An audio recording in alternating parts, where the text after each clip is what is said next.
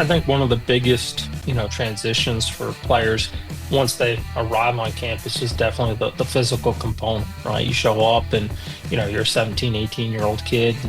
And, shooting today's college baseball landscape, there might be some 25 and 26-year-olds in that clubhouse, but, definitely, guys who are further along from a physical development standpoint. So if you understand, the movements in the weight room, you have a good foundation there, and you're a little bit further along than the typical freshman. Hello, everybody, and welcome to Clearing the Bases, the podcast where we step up to the plate and dive deep into the world of youth baseball. I'm your host, Jimmy Filangieri. On this show, we discuss all things related to the preparation and development of youth baseball players, coaches, and yes, even parents. So sit back, settle in, and get ready to hear from some of the greatest baseball minds out there. Well, I'd say the first thing I think is, as a parent, is you need to have an independent evaluation, right? Whether that's your high school coach, your travel ball coach, somebody, who owns a recruiting company like ours. You need to be able to take the mom and dad perspective out of it. I would say very few parents are honest evaluators, or have the experience to do it at a high level. Lean on people in your circle, because that evaluation will give you the best direction and path to move forward. I think from there, one of the biggest probably misconceptions is that you have to do certain events, or that you have to be in certain places. Everybody's recruiting process is different. To be able to reach the highest levels of this game, you got to work hard. You got to get in the cages. You got to do your strength and conditioning. You got to throw your bullpens. There's all of this physical stuff that you need to do, and you need to work hard at it. But don't forget that you also have to get better at the mental side of the game. And one of the ways you can do that is increase baseball IQ by downloading and using the 6 Tool app. For baseball coaches like you, every game brings measurable progress. However, game time isn't the time for trial and error learning. Instead, have a proactive approach. Use 6 Tool, the best baseball player development tool on the market. We provide a platform to level up your coaching strategy by helping you to quickly identify and address your players' knowledge of the game. By using our easy-to-implement interactive player quizzes, you can assess position-specific issues, overall baseball IQ, and much more. Win more games and develop better overall baseball players with effective off-the-field training. Visit us at 6-tool.com. 6 Tool. Get ahead in the game. So, a couple weeks ago we had on Nunzio Signore of Rockland Peak Performance. And when I was talking to Nunzio, we talked a little bit about his recruiting director at his place. And, we had a nice little conversation. And then next thing you know, I get an email from his recruiting director saying, hey, what do you think about coming on the show? And I thought it was a great idea, because I think that everybody should hear, especially now what's going on in the recruiting world, college recruiting world. We need to get more information. So tonight we have on Rockland Peak Performance own Sam Sharf. How you doing, Sam? Awesome. I appreciate you having me on. I'm looking forward to a great conversation tonight. Yeah, me too. I mean, I think this is going to be great. So, let's start at the beginning. I know you haven't been at Rockland Peak Performance very long. Tell me how you got started there. Sure. So I've known, both Nunzio and Bahram, the co-owners of RPP Baseball, for over a decade now. We've built a really good relationship. Bahram's oldest son, I actually helped through the recruiting process back in the day in 2014, 2015. So longstanding relationships over the course of that time frame. I've had many players train, under their tutelage, and they do a fantastic job. And just in the months leading up to the beginning of 2025, we started to have some conversations about the potential of kind of putting the recruiting element into everything that RPP is already doing. And I think just for me, it's always been about building the best platform for players. And given how competitive the recruiting process and more so college baseball as a whole has become, player development is more important than ever. It's something that, over 12 plus years now in the amateur space and helping players and families have always preached, but to now have a formalized um, system, you know what I mean, with everything that we offer at RPP from um, strength and conditioning to pitching, hitting development, our teams now with the RPP Revolution program, we really have a tremendous reach, and I think the capability for players to come into our system in a closed loop and really be able to have everything at their fingertips to achieve their goals within their baseball career. And obviously that's different for every guy, but we're fortunate to have a lot of talent in the building, and now having somebody who's been in the recruiting space, been fortunate to build some really good relationships with college coaches, and been a part of the process with hundreds of families. To now again have that as the next kind of element for the players, I think is something that we're really excited about. We're off to a great start, and looking forward to obviously the season here in the Northeast continuing to build as the days get a little warmer. Finally getting some baseball weather. It feels like I was in a short sleeve T-shirt today finally, so that's a nice welcoming surprise here as we get into mid-April. Yeah, I mean, we had a game Thursday night, and believe me, I froze to death. And then, like you said, today I was in short sleeves. Thank God. So, For sure.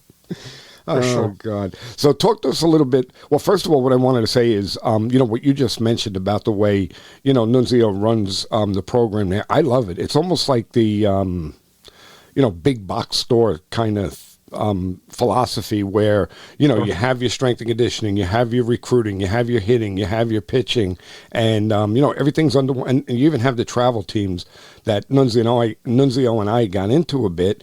So it's a great philosophy, and I really love it. I mean, you have really smart guys that know what they're doing, and they're helping these players, and I think it's fantastic. Yeah, no doubt. Like I said, I've had a lot of guys, train at RPP over the years, and I think one of the best elements is that you have your strength coaches and your pitching coaches or hitting coaches talking the same language and able to, communicate to help the player reach their potential. Instead of it being on the player to have to kind of be the in between, with the strength coach and the pitching coach, it's all under one capacity. It's very similar to what you're seeing at the college level or in pro ball. So Yeah. I think that element from a developmental standpoint has a lot of merit, and there's no secret that whether it's mechanical related or strength related, those things coincide with it, one another. So to have a diagnostic and a real good understanding of what the player needs to improve, and then be able to attack it from the necessary components, I think has obviously yield a great result for a lot of players over the time of RPP's existence. So there's definitely a lot of smart people, a lot of people smarter than me. I think getting in there and seeing our physical assessments for the first few weeks, my head was spinning. I'm starting to get a grasp on it now, but between everything that they go through with the movement, strength, and power stuff, it's a ton of information. But really, I think critical. When you start to talk about how to help these players, both from a developmental and recruiting aspect. Sure. And I mean, let's face it, the college coaches, have to want to come in there and give all you guys a hug because you're getting these players so far advanced, so that when they get into the college environment, well, none of the stuff that they're going to be doing with them at the college level is a mystery to them.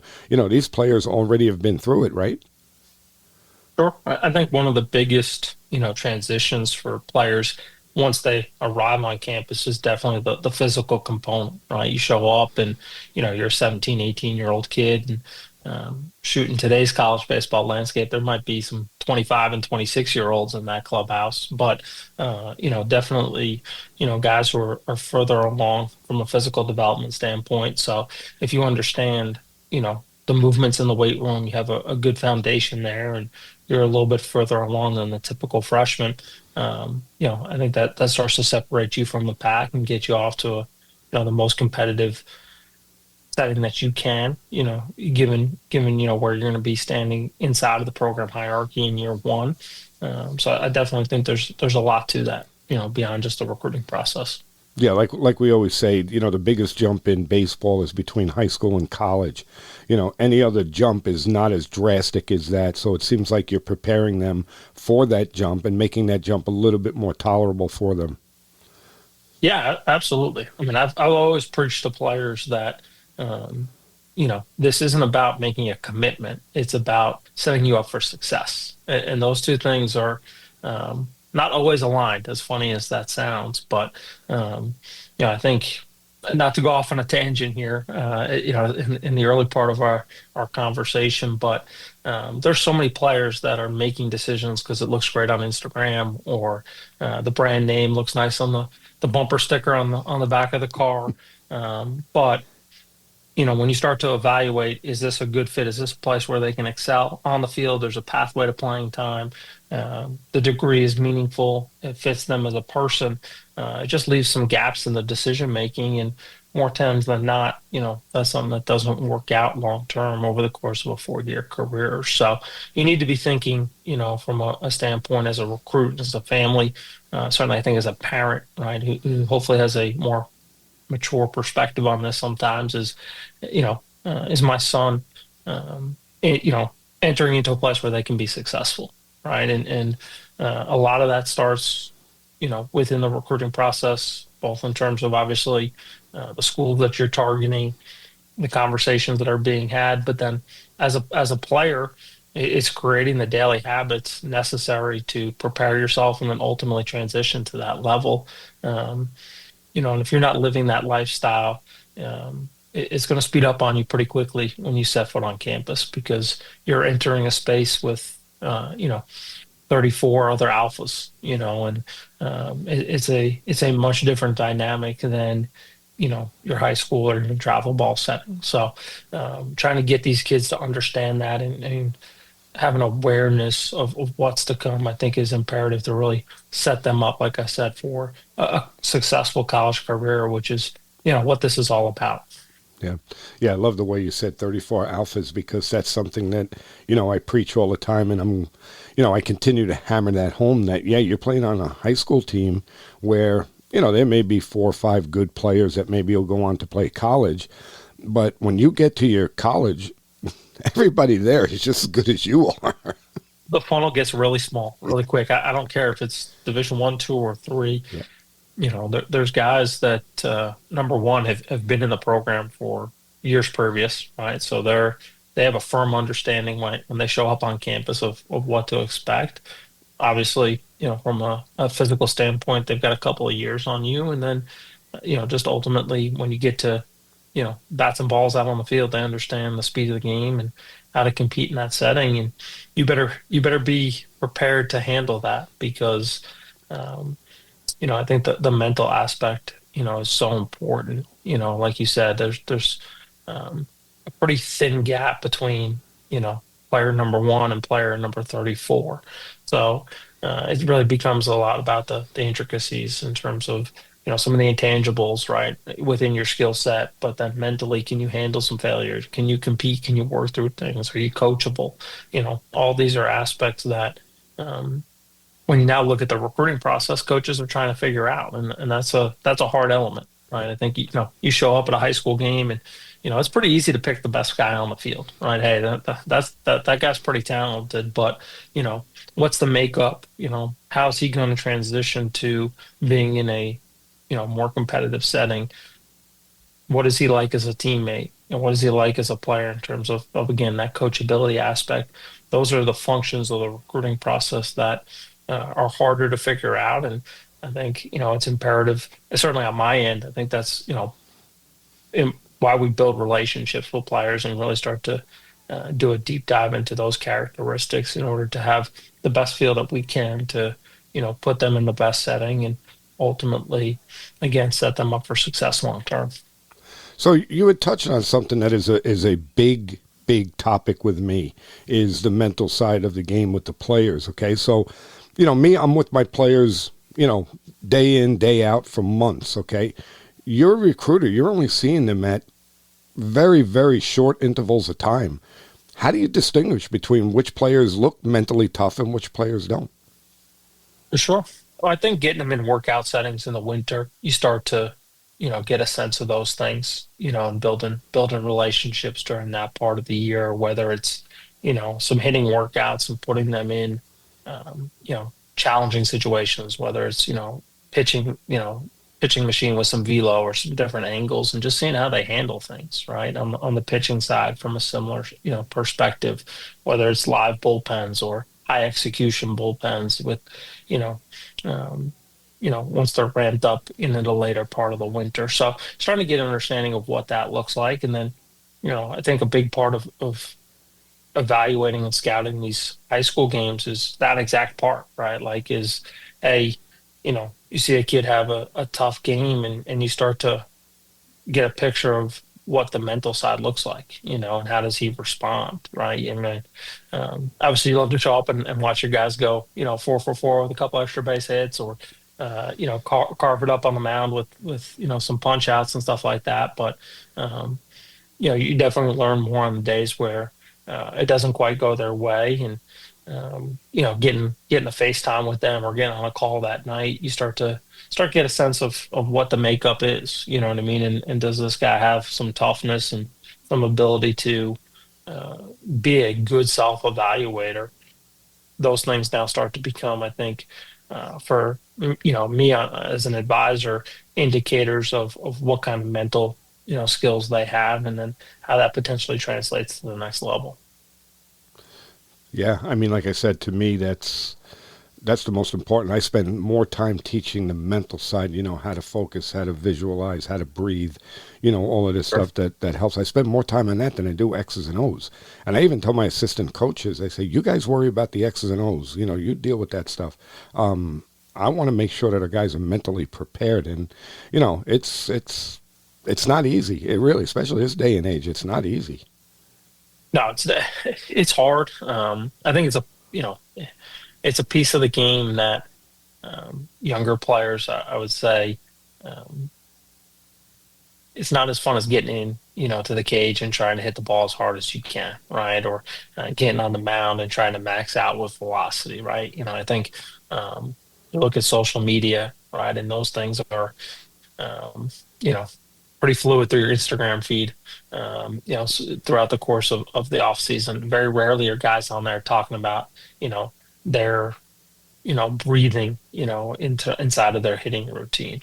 There are some really good follows in that space, and when I think it's appropriate, I'll definitely tell a player, hey, go follow, a guy like Justin Sua, right, who was Yeah. with the Rays for a few time or for a few years. I think he does a tremendous job in terms of trying to pass along some really good knowledge in this space. So I think it's super important, both in terms of obviously success on the field, but then again preparing them for what's to come at the next level once the game gets harder and the foul rate goes up. And then I think also too, and try not to lose context of this, but at the end of the day, this whole thing is about life skills too, right? And those are things that will transcend baseball, right? When it ends at some point, and hopefully, our guys get a chance to go and have great college careers and play beyond that if they're fortunate enough to do so. But not to be a dream killer, like I tell our guys, but baseball's going to end at some point for 99% of them. So if you can start to, you know, build that mental skill set, it's going to help you down the line with, an employment situation or maybe a family dynamic in the years to come, whatever it might be. So I think it's really about trying to build these guys up and give them those life skills long term as well to benefit them down the line. I loved what you just said about building them up because, yeah, that's something that we need to do. And I think that more, lower level coaches need to understand what you just said is that, we're there to build players up. We're not there to knock them down. We're not there to berate them. We don't do that. We're there to build them up. No doubt. I mean, I was a average high school player, but was fortunate to be around some really good coaches growing up, and the life lessons that were passed along to me from shoot as young as probably 10, 12 years old as I can remember to high school. And those are things that I still rely on as a 34-year-old here today. So I think that if you're fortunate as a player, to be around those kind of role models, and um, be able to garner those kind of skills, it's gonna serve you for a lifetime to come. And I think that's imperative as well. Again, I think in the context of the recruiting process, sometimes it gets lost. I won't lie, but try and lean on those things, and make sure we have a big picture mindset, and really look after, again, the well-being of our guys from a perspective of, are we setting them up, for that 40-year success, right? When you start to factor in the education and that everything that's going to come, with that college decision ultimately. So tell me a little bit about how did you get into recruiting, and now into you're involved in the development, but let's talk about more of the recruiting. How'd you get into that? Yeah. So, kind of the plan, was to go work in pro ball. I went to Penn State University for my undergrad. I was a student manager there for 4 years. It was a life-changing role, to be honest with you. I always tell kids, like, if you're passionate about the sport, uh, it's a it's an unbelievable opportunity for you to be around the game and have experiences. And I was really fortunate that the coaching staff that I had, Robbie Wine and Eric Fulmer, those guys, Jason Bell, who's our pitching coach at Penn State, those three guys, they gave me a lot of responsibility and a lot of leeway, especially as I got into years 3 and 4 on campus, and got a chance to just meet a lot of coaches and do some on-campus visits and stuff like that. And that was really my introduction to the whole thing. And um, was going to go work for the Pittsburgh Pirates in baseball operations. And at the last second, about 6 weeks before I was getting ready to graduate in May of 2013, I kind of pivoted and decided to take a job in the amateur space coaching travel ball. And, from there, it really took off in terms of getting a chance to meet college coaches out on the summer ball circuit, being at all the big events. Obviously, was extremely fortunate to coach and be around some really talented players during those early years, which attracted a lot of those coaches to the field. So took advantage of that in a big way, and really just got a chance to, I think, continue to build those relationships out.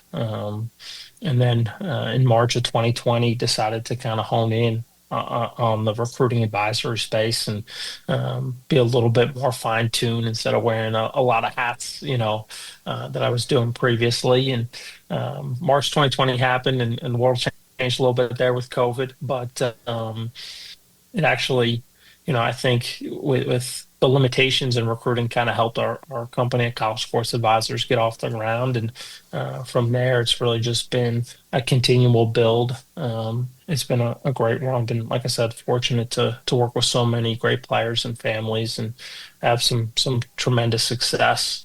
And then, ultimately having those conversations with Nuns and Baram, felt like this was the evolution of it, and a really good opportunity to, again, continue to create the best platform for players. I tell prospective clients and families all the time, it's a full-time job. This is what I do for a living. This is, what helps, support my family. But I think I've always tried to make decisions in the mindset of what's best for players, because it's their process, it's their future. And ultimately the decisions that I'm making have, an effect on those guys. And I think by putting, players first, it's created success, but then it's really created those lasting relationships. And at the end of the day, that's the reward of all this. Like, it's nice to have the commitment stuff and see our guys obviously have some tremendous success. But shoot, I was just texting this morning with one of my guys who's in high A now. Like, you know what I mean? I had him when he was a 15-year-old, from New York City, and ended up playing 4 years of college baseball, and he's now in the Royals organization. Like, to still have that relationship and be communicating with him today, like that's the reward for me. That's the fun part. Sure. Yeah. I mean, very similar. our first scrimmage of the year, I'm walking over to the field, and I see this guy walking towards me, and I'm assuming it's the coach of the team we're playing. And he's walking. He gets closer to me, and I realized he was a kid that I had coached when he was 15 years old. Okay, and I looked at him and I said, "What are you doing here?" Like that. So he says, "Coach," he says, "I knew you were coming." He said, "I'm the head JV coach here." I almost started crying. Sure. Because it was so rewarding to see somebody that you had coached when he was young, and now he's doing oh my God, it was unbelievable. No doubt, especially to see former players stay in the game in some capacity. I definitely think that's super rewarding. I'm getting old because I've got some guys who are starting to coach in college. I got some guys who are coaching in the travel ball world now. A couple summers ago, rolling up to a game at Diamond Nation and going down the third base line to, watch a hitter from the open side, and there's one of my former players standing in the third base coach's box, coaching one of the best teams in the Northeast. Like, hey man, how's everything? And conversation picks up, naturally because obviously, you get a chance to build that relationship, back when they were in high school years ago. So there's no doubt that's always really cool.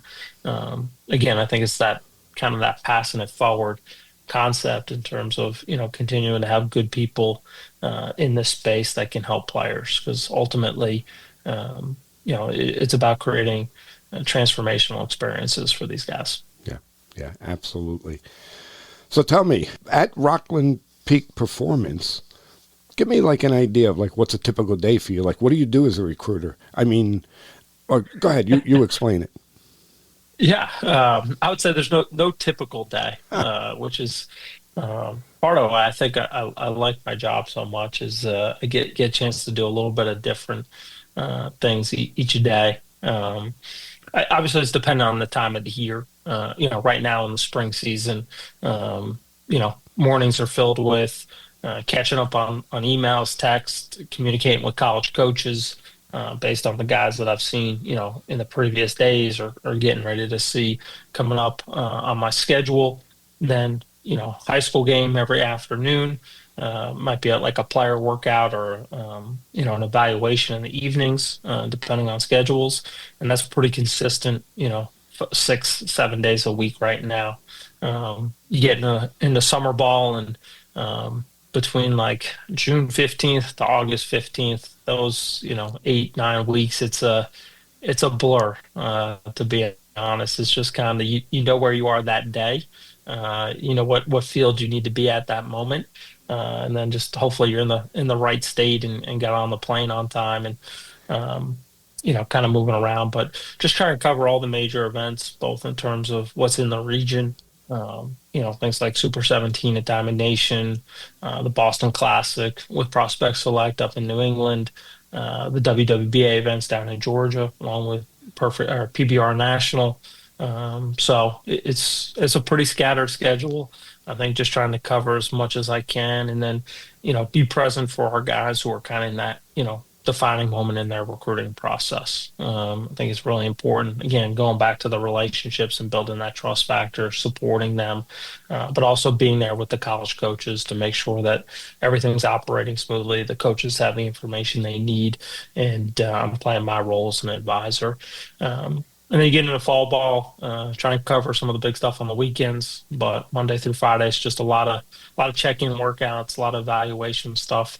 And then the winter, same thing. Just try and be on the road, checking in with players. Obviously, this coming off season will be the first full winter we'll have at RPP, but there several days a week, just again evaluating our guys. I think it's important during that time to start to really, build out those relationships, as well as, like you said, starting to figure out, continue to define skill sets, mental skills, makeup, all these different components that, at RPP, we get a pretty holistic look at these guys. You know what I mean? If there's a kid who's in the weight room 4 times a week, hammering out his lifts and following everything to a T, and you watch the evolution of his throwing program, like, you got a pretty good idea that, hey, this kid's locked in. Like he goes about his business a certain way that you feel really good getting on the phone with a college coach and saying, hey, like you're getting a mature kid who's ready to come in and fit the culture of your program. Obviously, it's got to be a fit on the skill side, but he's going to check the boxes in terms of, you know, being a guy who wants to work, wants to compete, and will be coachable in that setting. And those are, again, college coaches they're really good at evaluating. They know guys who can help their program, but it's those things away from the field where I think we can be of value to them by answering those questions based on the relationships and getting to know our players. Yeah, you kind of led me into where I was going next. And at RPP, right, you have all of this data. You have their strength and conditioning stuff. You have their hitting stuff. All of this analytics. That has to set you apart from other recruiters, does it or does it not? Yeah, I think that one of the biggest aspects as we started to have those conversations, leading up to this, the launching of our recruiting department, that factor was huge. I can say, with our evaluation process, we have a really good understanding of that player, right? Both in terms of where they are currently and where the upside is. And can we achieve those things, right? Do we have a 2027 that is a really good player but has a ton of room to grow? And we know that, hey, this is a guy who's a P4 type of recruit in the next 8 to 10 months. Like we're going to have that pretty quickly based on not only just the baseball data, but a physical assessment, right? Getting a chance to look at how their body moves on the table, right? From a lower half, upper body mobility standpoint, their strength numbers, their power output, looking at their athletic profile. These are key markers for us to again, not saying that we have it all figured out on day one, but we have a lot of evidence to point us in a direction of where this player can go, right? And what's the ceiling and the floor. And I think that's really important, both in terms of the long-term play, but then that initial conversation with the family, right? Being able to look at all that information and say, hey, this is where we believe you can play in terms of ceiling and floor, and being really candid, Um, again, don't want to sit here and say that we have it all figured out. Do you miss on guys? Certainly, Sure, but everybody does. want to be able to, again, I think be really honest from the outset. And if you don't think a kid's going to go be a Division I guy, you know what I mean, and that's the expectation for the family, then it's just not a fit for us, and that's okay. A big part of I think those early conversations, you got to be aligned collectively, right? Because if you're not all pulling the rope in the same direction from day one, it's going to be a really hard working relationship. And for me, it's always been something about being really transparent with those clients from the jump, so that we're able to collectively work in the right direction.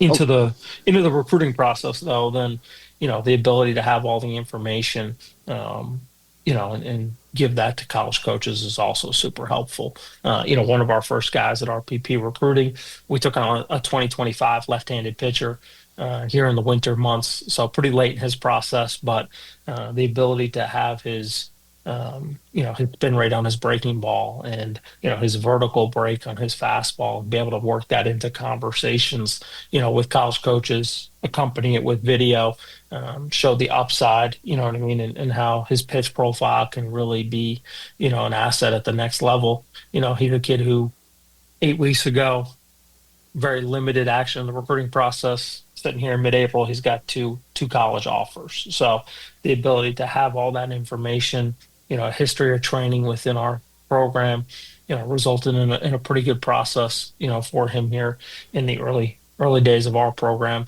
Not saying that happens for everyone. Not saying to wait that late into the process, but I think it points to having a really good basis on all of our players, having that information available to introduce into the recruiting process, and obviously a tremendous story here for a young man that's going to get a chance to play at a top Division III program in the region of his choosing here in the next couple of weeks. So definitely, I think hints at the fact that we have everything we need in-house to really support the evaluation with the college coaches. Now, something that just, I mean, maybe it's my inexperience or whatever, but I know, obviously all of the stuff, the analytics in terms of pitching and hitting, yeah, of course, college coaches are going to understand that. But do they really understand all of the information that you have on the way these players move, on their strength conditioning, on their agility and stuff like that? Are there measurements and stuff that the college coaches understand? Yes, some coaches have a more um, bigger grasp on it. Some of it is just more internalized, where we're now able to help those guys really build out a holistic plan in terms of their development that's going to aid the recruiting process long term, right? So, I think good evidence of this is we have a 2028 in our program right now, and he's a guy who, this winter we found some things on his physical assessment, introduced that into his lifting program to build some more athleticism. Big part of his was nutrition as well, which is something that we, preach as a huge aspect of the player development chain. And he made a 5 to 6 mile per hour jump right now. Wow.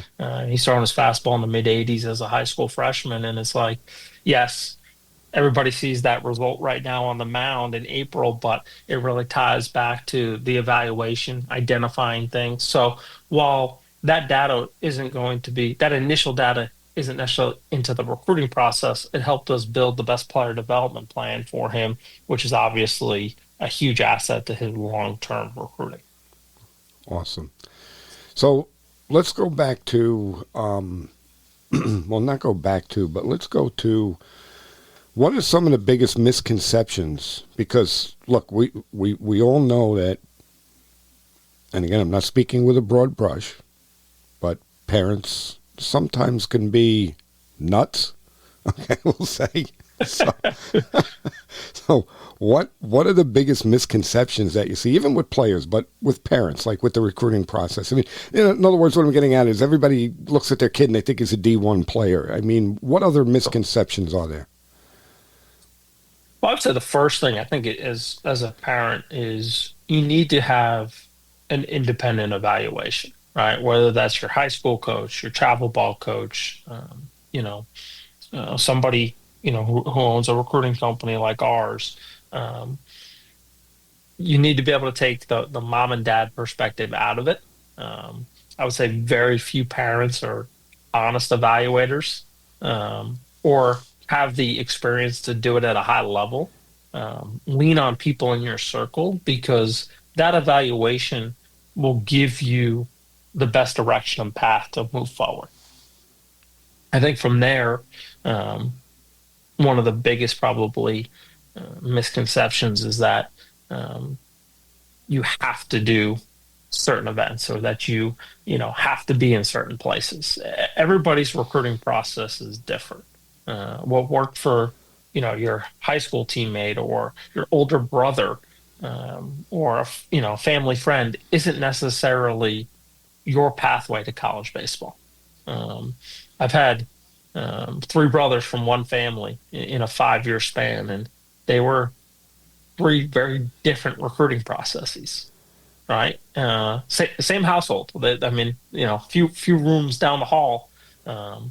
Obviously, talented kids, but just different plans and different ways to go about getting to their eventual destination. So, there's obviously so many things in this space now. It's oversaturated, right? When you talk about all the different camps and showcases, but you don't have to do everything. Sometimes less is more, right? And again, I think the evaluation, just in terms of your skill set, will start to help dictate those things. Like if you're not a super toolsy guy, going to, a showcase where it's a pro style workout and there's 200 kids and 40 schools, that's great. There's 40 schools, but, if you're not going to run a six, sub seven, be mid 80s positionally and take some loud BP, like you're probably not going to stand out in that setting. Like that might not be the right pathway for you. Yes, it's great that there's 40 schools there, but you're not going to stand out. right? Because they're not recruiting all 200 kids. I can tell you this, by the time you're 30 minutes in, those 40 schools are focused on 10 kids. Yeah. Yeah. Vice versa, like you might be a guy who just goes out there and plays the game really well, right? So focus on being in the right travel ball organization for you, right? Not everybody needs to play a national schedule. Like if you're a kid who's going to play at a great Northeast D2 or D3 program, and we got so many great programs up here, right? Whether it's the PSAC, the Northeast 10, you got the NJAC here in New Jersey. If you're an academic kid, Liberty League, the NESCAC, Centennial Conference. Like we got great baseball in this region. We got a depth of programs. You should probably play in this region. Like it doesn't make sense to go play 2 weeks down in Georgia. You know what I mean? And do the rat race in the Atlanta metro area and fight the traffic and the fields that are 2 hours apart to go and play in front of the NJAC schools. Like they're not going down there to get to recruit kids. Like they're going to spend their summers here in the Northeast at Diamond Nation, at other venues here in the state. If you're that guy, and that's, I mean, really high level of Division III baseball, right? I mean, there's been national championship programs out of that conference. I saw a game in that league about 3 weeks ago, midweek starters in a conference game. Both guys were upper 80s, low 90s, Division III baseball. Yeah. So like, keep in perspective of what the talent pool is right now in the sport as a whole. But if you're that type of guy, if you're on that trajectory, be in a travel ball program that's going to play to a schedule, it's going to get you in front of those guys, and then just go play the game. Yeah. So I think, again, there's this misconception that, you have to be here, yet you have to do this event. Everybody's pathway is different. This isn't to say that one is better than the other. I think, whether it's Perfect Game, PBR, show ball, like these are great venues. They're great opportunities for guys, but you have to put yourself in a place where you could be successful. And I think too many times parents say that, oh, hey, this is where we have to be because, this is what worked for, our teammate. And hey, there's 40 schools here. This is where I should go. Ultimately, you can only go to one school, right? At least at a time. I used to say that line, but now the way things have changed here in recent years. But you can only go to one school at a time. So it's about having a real plan and strategy to get yourself in front of those schools based on the type of player you are. Yeah, yeah.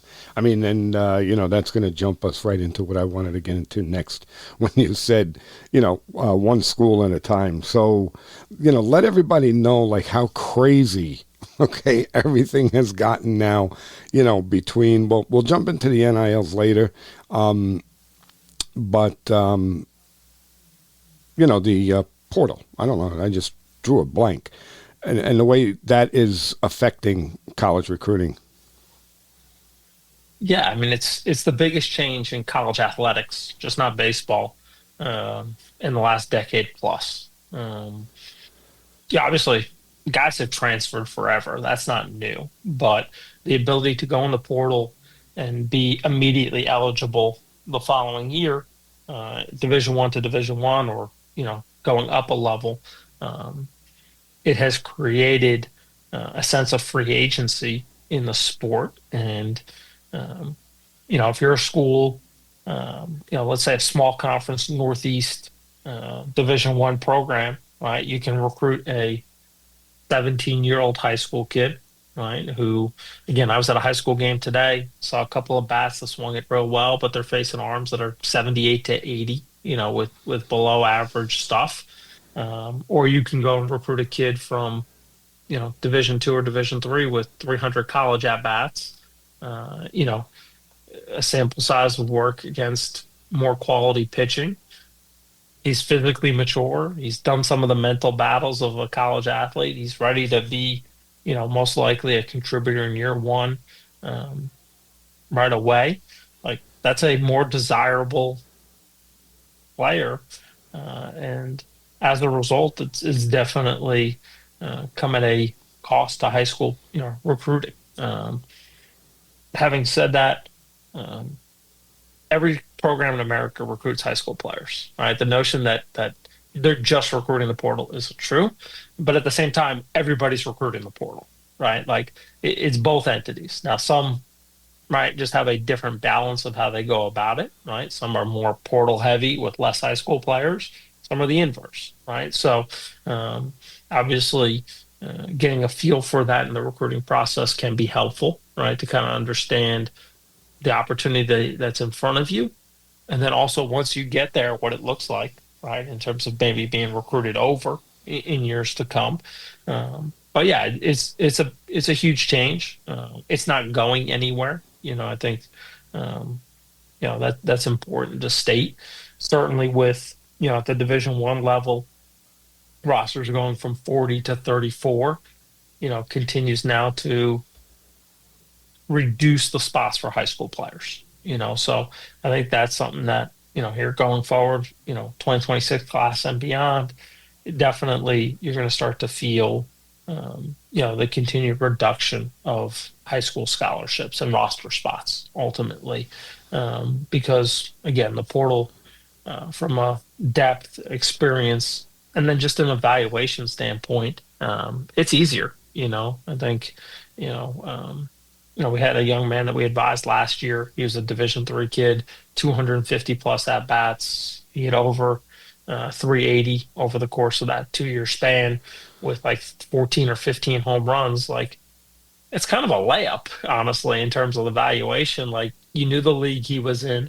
Um, at this point, too, there's almost like a track record. Like, okay, hey, the top hitters in that league have now gone into Division 1 baseball and had success, right? So, like, he's part of that kind of pedigree. Um, Couple of videos, put the stats out there. I mean, he had Division 1 schools with interest pretty quickly. Ended up with 3 Division 1 offers, and he's at the Division 1 level right now this year for the 2025 season. So it's just um, it's a much easier evaluation than trying to go to a high school game and project how that skill set plays at the next level. I mean, even at the top level of travel ball, it's not college baseball. Right. Right. It kind of goes back to what we were saying before about, even like you said, even in travel ball, the teams aren't the same ability from player 1 to player. Let's say you got a 16-man roster. They're not the same ability from 1 to 16. For sure. So, like you said, you're going to be out there in the travel ball circuit. Yeah, you're going to face pitchers that are throwing 75 miles an hour. But yet, if you go to certain college programs, day in and day out, you're seeing guys that are pumping 90 miles an hour. It's a different ball game. No doubt. Even I was at a travel ball game last summer down in Georgia, at the East Cobb Complex night game. I'll keep some of the specifics out of it, but two of the better programs in the country playing against each other. I'm sitting there with some top 25 like programs, and the level of play on the field was really good for high school baseball. You're seeing guys upper 80s or better. Good secondary. Future Power 4 players. But then there's still just things that don't look like high-end Division 1 baseball, right? Whether it's the base running or pitch execution in certain spots, right? Or just command in the zone, right? Like, these are things that, again, get refined as you continue to develop, and you're forced to really hone in on it, because, in summer ball, if you're 90 to 92 and you miss in the middle of the play, there's a good chance you're going to, minimize hard contact. Yeah. If you do that in the ACC, you're probably asking for a new baseball. Yeah. Yeah. You know what I mean? And until you're forced to really execute on every pitch. Again, you started to talk about the mental side of it, right? And how you have to be locked in for every 80 pitches in. You can't take a break, because the second, right, on that 81st fastball that you try and throw at 93 down the middle, I don't care if it's the eighth guy in the lineup. Like, there's a pretty good chance that ball's going to get turned around. Yeah. And it's just, again, it's part of that growth and evolution. But as the sport has gotten more competitive, like you talk about it, name, image, and likeness, NIL, you talk about coaching salaries, right? I mean, it's great to see the expansion of the sport, right? The College World Series, the revenue, the TV deal with ESPN, the stadiums, right? The facilities that are going up, particularly, at the high end of the Division 1 level. But much like football and basketball, as those things escalate, right? As the investment escalates, they want return on that investment. They want to win, right? So, if you're an SEC program and, it's all about winning, it's a lot easier to go and get that kid out of the portal that, has maybe done it at the mid-major level or has maybe done it at another Power Four program versus betting on the fact that an 18-year-old kid's going to show up in year one and be able to help you win baseball games. Right. Right.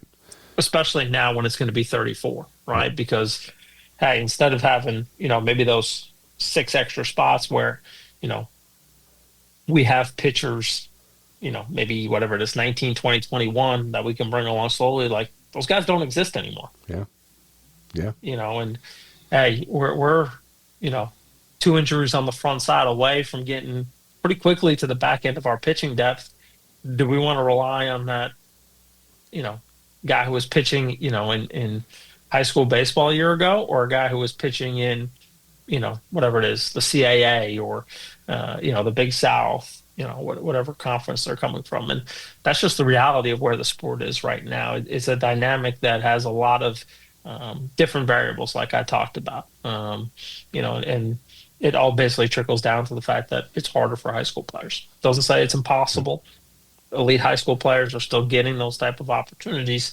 It's just a little bit of that, I guess, reshuffling of the talent pool. But it's making the sport, I think, as a whole, really deep. You know what I mean? Like, look inside of, some mid-major programs or, some of the programs that even Division II and Division III right now. Like, you see guys who were probably Division I players 5-6 years ago. So, the spreading of the talent pool, I think, has made the sport as a whole across all different levels super competitive, which is good. I think for the overall growth of it.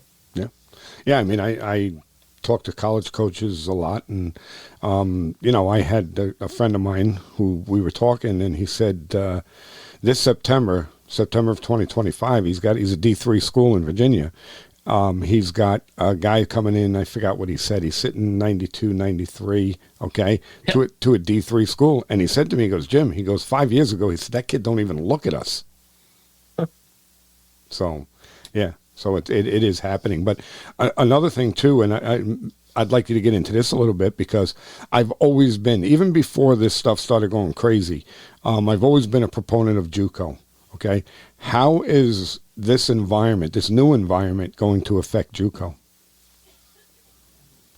Well, I think from a junior college standpoint, that was that was kind of the old transfer portal, right? Because you'd go to junior college baseball, you'd get your 200 college at bats, and then you could be that immediate, essentially plug and play guy, at a 4-year school in the years to come, right? Whether D1, D2, or D3, depending on your skill level.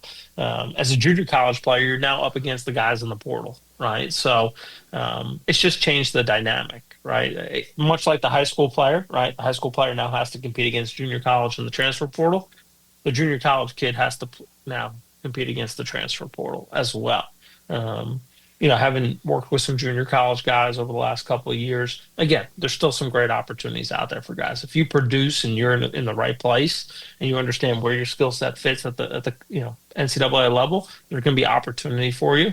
But I think it has slowed it down a little bit too, right? Like you would typically see, junior college guys starting to make commitments, inside of this April period, where you don't see that as much anymore, because coaches want to be able to take a look at the entirety of the available, pool of talent, come, June, beginning of summer, when the transfer portal opens. So you're just competing against more guys. I still think it's the right fit, right? If you're a kid who needs time to develop, needs to be in a place where academically you can improve on, your high school transcript, or maybe for financial reasons, it's the best fit for your family to be in a place where, it's a little bit more affordable. So I think there's a lot of proponents, or a lot of good things about it.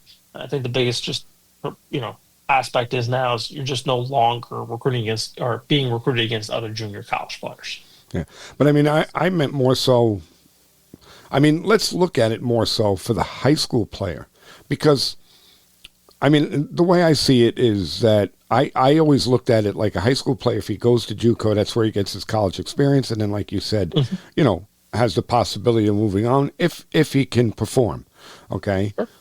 but now I believe that JUCO field is going to be really tight for high school players to get into. Is that what you see is going to happen, or am I looking at it wrong? I think that there's still going to be opportunity there. I mean, I think the biggest difference is you have D2 and D3 programs that are basically recruiting guys with the notion of treating it as a junior college, right? And that's changed Yeah.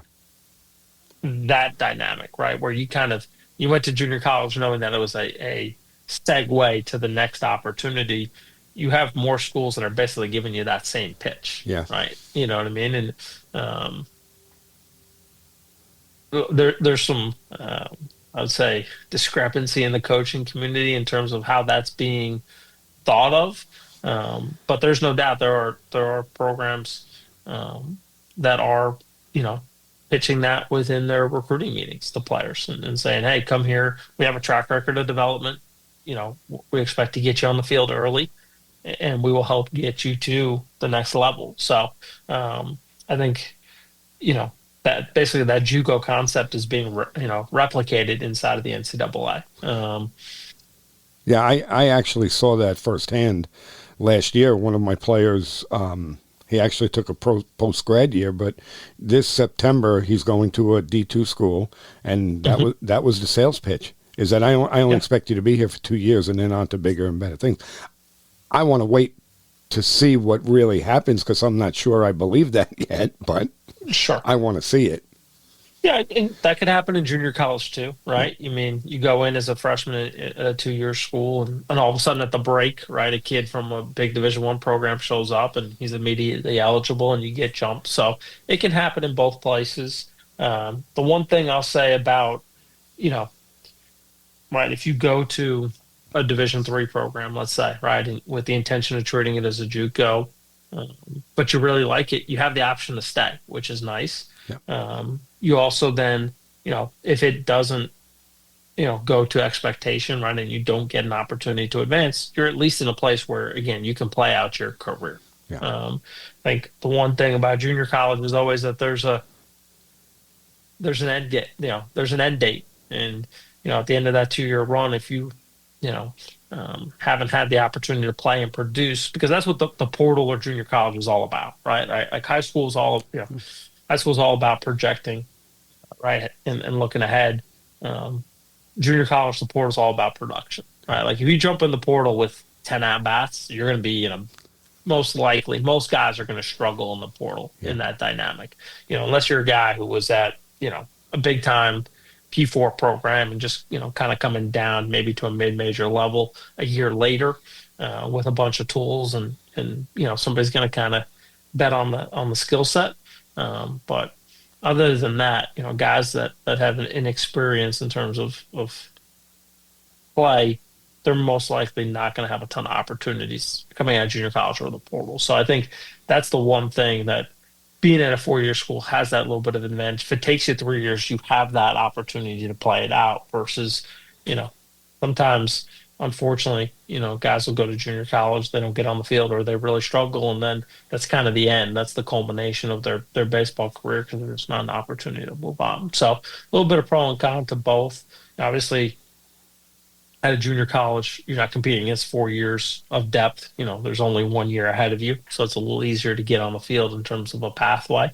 Again, it's just all about fit, right? What works for player A might not be the right decision for player B. I've had guys, you know, now go to a Division III school, do really well, and end up at the Division I level. I've had guys go to junior college and find a pathway to Division I baseball or Division II baseball, whatever it is. So going back to what I was saying about, you know, earlier that every player needs their own strategy, I would say it's similar to this, right? Fit is unique to you. A place where you can continue to develop. There's a pathway to playing time. The coaching staff is invested in you. Academically, it's the right fit. And then it's going to be the right culture for you as a person. And if you do that, whether it's D1, D2, D3, junior college, NAIA. If you made a sound decision based on those parameters, you've set yourself up for success. If you go there and succeed, more opportunity will find you if that's something that you want to pursue. And that's kind of been my approach to it over the last couple of years. I think, um, you know, we all want to talk about loyalty and being in a place for, the extent of your college career. That's just not the environment we're in, right? So I think I'm doing my players a disservice if we don't speak about the realities of what college athletics is. But having said that, you have to make a sound decision from day one. If you're just going to a place to think that you're going to be out the door 11 months later, it's probably not going to work out. Yeah. So you need to be where your feet are. You need to evaluate the opportunity on its own merit. If you go and succeed, there will be a future for you to potentially look elsewhere, but the portal's all about success. So if you're not in the right environment for you as a player, um, it's not going to work well for you. Yeah. Makes a lot of sense. Well, before I let you go, let's talk about what's next. I mean, you're new at RPP. You have everything in front of you. What direction are you going in? What are you excited about? How's that? Yeah, well, I mean, dude, I get to wake up and watch baseball every day, so I'm living a dream. I have the best job in the world, I often say, and really mean, like I said, I've been fortunate to be around so many, good people, great families, great players, talented kids. But I think what's next is just, again, really building a platform in the recruiting space that is unique, right? The element of um, what I built in terms of an advisory capacity over the last 5 years, now hand in hand with an elite player development system, um, I think is a game changer for guys who want to take their game to the highest level. Again, I mean, it's been just a few months now, but seeing the talent in our program, seeing what we've already started to do with some of the young men that have entrusted us is really exciting. Our 2027, our 2028 talent. It's going to be fun to be around these guys over the next couple of years and just watch their success and looking forward to continuing to hit the road and find guys who want to buy into that mindset, want to grow, want to be challenged, want to compete, and ultimately want to take their game to the highest level that they're capable of. And that's always the challenge on our end is to find the right guys, much like the colleges, because those are the guys you want to spend time around. I think, again, I said it earlier, but the relationships is what it's all about. But finding the right kids to, for us, invest in, both, obviously from an energy and time standpoint, I think is super important. Yeah, I love what you said, that it's the relationships that it's all about, because that's something I preach all the time. It's definitely about the relationships. But listen, I mean, after talking to you, I see only good things for you at RPP, and I wish you all the luck in the Appreciate world. that. Tell everybody how they could reach you. Yeah, I would say probably the best place is right on our website, rocklandpeakperformance.com. You can jump on the recruiting page there. You can book a free assessment or a free call. Would love to speak with anybody that's interested in terms of talking about it, obviously on a personal level. Also on Instagram and Twitter, RPP underscore recruiting. And then my personal Instagram page is probably the place I'm most active, and that's Sharf Sam underscore. So, would love for you to reach out. Always welcome a conversation with players, parents, whole family dynamic, whatever it is. We've got some obviously some really good things building. As I said, I think probably at the beginning of any good recruiting plan is that sound evaluation. We do that as part of our program. So if you're interested in having a very candid, transparent, thorough evaluation with, feedback, that's something that we could definitely set up. So reach on out and would love to have a conversation with any player and parent out there that would like to hear more about what we're doing. That's fantastic, Sam. I can't thank you enough for coming on the show. And like I said, I wish you all the luck. And this has been a treat for me. Thank you very much. Yeah, appreciate you having me. Good luck with the high school season playing out, and hopefully get a chance to cross paths on a field here in the near future. Yeah, I'm sure we will. Thanks, Sam. So the last episode, we gave you the other half of Dominate the Diamond. Now this episode, we gave you another part of Rockland Peak Performance. What can I say? Look, the recruiting world has changed drastically, and sometimes you need a guy like Sam just to get you going in the right direction. Obviously, listening to this episode, he has a lot of knowledge on recruiting. He knows what the college coaches are looking for, and believe me, he'll help you find your way. So the thing that really impacted me or stood out to me was when he spoke about parents getting a true evaluation of your player. I believe that that's so important. We've talked about it before on the show, that you need that outside person, to give you that different perspective, because like he said, it's very difficult for a parent to evaluate their own player. There's emotions involved, and most parents do not have the knowledge base to do a true, honest assessment. So do yourself a favor. Get somebody to assess your player. It'll make it a lot easier for you, and it'll take that, I guess you'll say that, it'll help you to make a better informed decision. So, if you enjoyed today's show, don't forget to hit that subscribe button. Visit the website at thectbshow.net. Listen to your favorite episodes, and please leave us a review. You can also reach out to the show on social media, X, Facebook, Instagram, YouTube, and get this, the old man has finally got us on TikTok. Keeps me young. And if you have any questions or topics you'd like us to cover, please drop us an email at clearingthebases@gmail.com. Your feedback helps us bring you the best content and reach more people in the baseball community just like you. And also, let me know if you'd like to be a guest. Until then, coaches and players, keep practicing, stay positive, and remember, people don't care how much you know until they know how much you care. Thanks, everyone, and I'll see you on the next one.